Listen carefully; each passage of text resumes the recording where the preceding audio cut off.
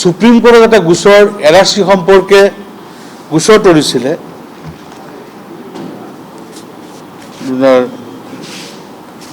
হিতেশ দেৱ শৰ্মা ডাঙৰীয়াই। হিতেশ দেৱ শৰ্মা ডাঙৰীয়া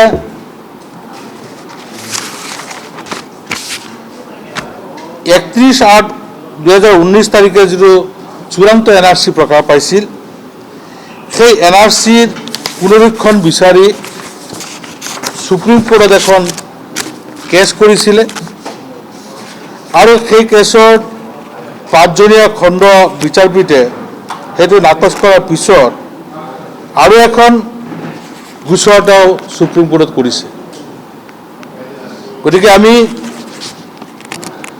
ভাৰতবৰ্ষৰ কেন্দ্ৰীয় গৃহ সচিব, কেন্দ্ৰীয় যুটীয়া গৃহ সচিব আৰু ভাৰতৰ মহাপুঞ্জীয়কক আমি এটা স্মাৰকপত্ৰ দিছোঁ যে এইটো ডিছমিছ কৰিব লাগে কেছটো, যিহেতু উচ্চতম ন্যায়ালয়ৰ তত্ত্বাৱধানত NRC প্ৰস্তুত হৈছে আৰু বাৰে বাৰে পুনৰীক্ষণ কৰি NRCটো ফাইনেল লিষ্ট প্ৰকাশ পাইছে। তাৰ পিছতো হিতেশ দেৱ শৰ্মা ডাঙৰীয়াই উচ্চতম ন্যায়ালয়ত পুনৰীক্ষণৰ কাৰণে যিটো গোচৰ কৰিছে, সেইটো আমি ভাবোঁ এটা যাতনা দিয়াৰ বাহিৰে, জনসাধাৰণক যাতনা দিয়াৰ বাহিৰে আৰু অন্য একো নহয়।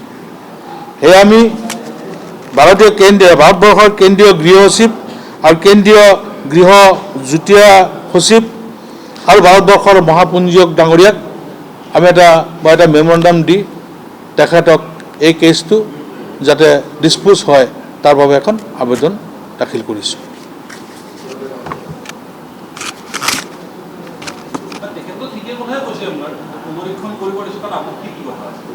না, পুনৰীক্ষণ শুদ্ধ NRC উচ্চতম ন্যায়ালয়ৰ তত্ত্বাৱধানত NRCটো হৈছিলে। আপোনালোকে জানে যিহেতু বাৰ ভেৰিফিকেশ্যন ৰিভেৰিফিকেশ্যন কৰি NRCটো প্ৰকাশ পাইছে, তাৰপিছত আকৌ তেওঁ এবাৰ কেছ কৰিলে, সেইটো ডিছপ'জ হৈ গ'ল, আকৌ এবাৰ কেছ কৰিছে।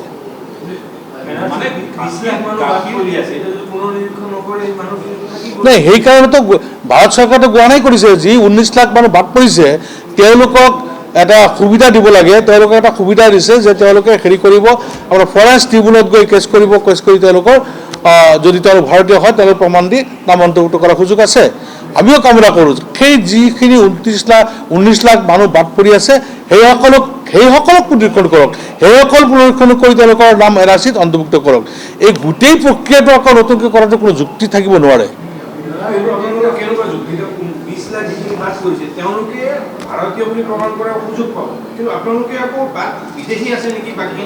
নাই, এই কথা উচ্চতম ন্যায়ালয়টো থিৰাং কৰি দিছে যে ৰায়টোতে কোৱা আছে, যেতিয়া ফাইনেল লিষ্টটো প্ৰকাশ কৰিছে তেতিয়া এই কথাটো কোৱা আছে যে যি 19 লাখ মানুহ বাদ পৰি আছে তেওঁলোক ফৰেষ্ট ট্ৰিবিউনেলত গৈ কেছ কৰিব পাৰে আৰু ফৰেষ্ট ট্ৰিবিউনেলত কেছ কৰাৰ পিছত যদি তেওঁলোকে চৰকাৰী বুলি ৰায় পায় তেতিয়াহ'লে তেওঁলোকৰ নাম অন্তৰ্ভুক্ত হ'ব। সেইটো চৰকাৰৰ দায়িত্বৰ কৰ্তব্য, ৰিজেকশ্যন শ্লিপ দিয়াটো। ৰিজেকশ্যন শ্লিপ দিয়াৰ কাৰণতে আমি কৈ আছোঁ, কিন্তু চৰকাৰে এইটো কাৰ্যকৰী কৰা নাই। আৰু মহামান্য উচ্চতম ন্যায়ালয়ে কথাটো কৈ দিছে যে ৰিজেকশ্যন শ্লিপটো তেওঁলোকক দিব লাগে, কিন্তু আজিলৈকে ৰিজেকশ্যন শ্লিপটো দিয়া নাই। গতিকে ৰিজেকশ্যন শ্লিপটো দিয়া আৰম্ভ কৰিব লাগে আৰু তেওঁলোকক সুযোগ দিব লাগে।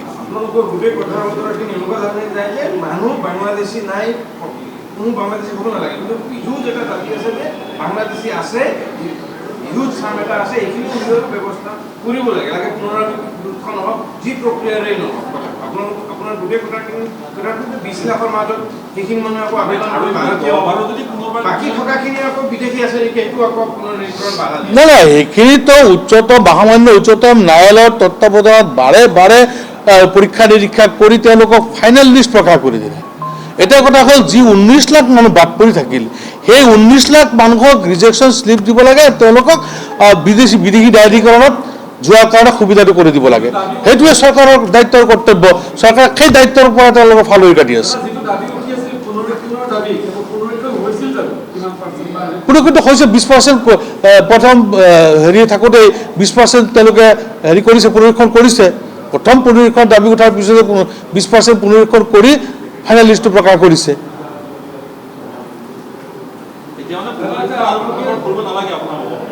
নাই পুনৰীক্ষণে যি 19 লাখ বাদ পৰি আছে সেই বাদ পৰা মানুহখিনিক পুনৰীক্ষণ কৰি চৰকাৰী বিধি তেওঁক সাব্যস্ত কৰক, যিটো উচ্চতম ন্যায়ালয়ে কৈ দিছে। গতিকে মহামান্য উচ্চতম ন্যায়ালয়ৰ ৰায়টোও অৱমাননা কৰি থকা হৈছে।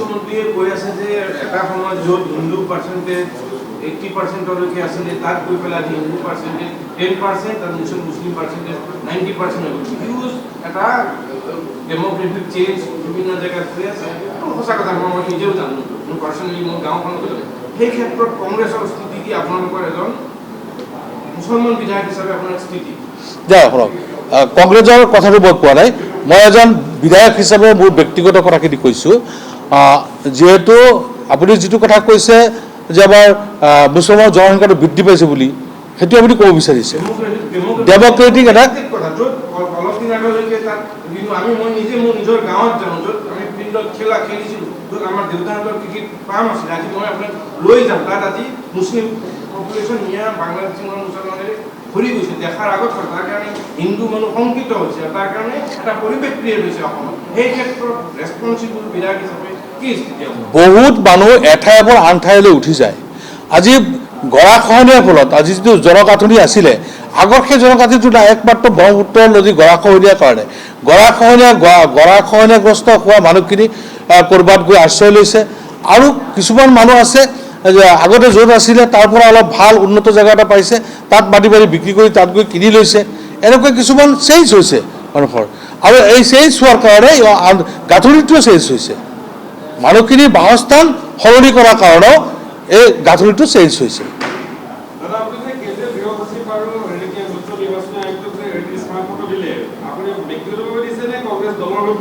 নাই, মই এজন ব্যক্তিগত বিধায়ক হিচাপে মোৰ যিখিনি দায়িত্বৰ কৰ্তব্য মই ভাবিছোঁ আৰু সেইটো মই পালন কৰিছোঁ।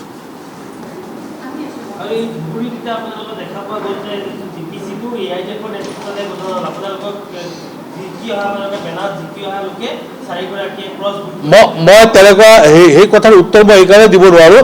মই কংগ্ৰেছ দলৰ কোনো প্ৰতিনিধি হৈ ইয়াত বহা নাই। মই এজন বিধায়ক হিচাপে মই যিখিনি দেখিছোঁ, যি ন্যায়ৰ যি আমাৰ আইনৰ ওপৰত হাৰাশাস্তি হৈ আছে, সেই কথাখিনি মই ক'লোঁ। মোৰ দৃষ্টিত যিখিনি আছিলে মই সেইখিনি চৰকাৰক অৱগত কৰিছোঁ, ভাৰত চৰকাৰক অৱগত কৰিছোঁ, অসম চৰকাৰক অৱগত কৰিছোঁ, আৰু আপোনালোকৰ জৰিয়তে মই অসমৰ জনসাধাৰণক এইটোৱে জনাব বিচাৰিছোঁ যে এইটো ভাইলেন্সটো বন্ধ হ'ব লাগে, গণমৰ্দনা বন্ধ হ'ব লাগে। আমি নাগৰিক হিচাপে এই শংকৰ আজানৰ দেশত সকলোৱে মিলা প্ৰীতিৰে থাকি আমি ভাতৃত্বভাৱ সুনিশ্চিত কৰিব লাগে, সেইটো মই কামনা কৰিছোঁ।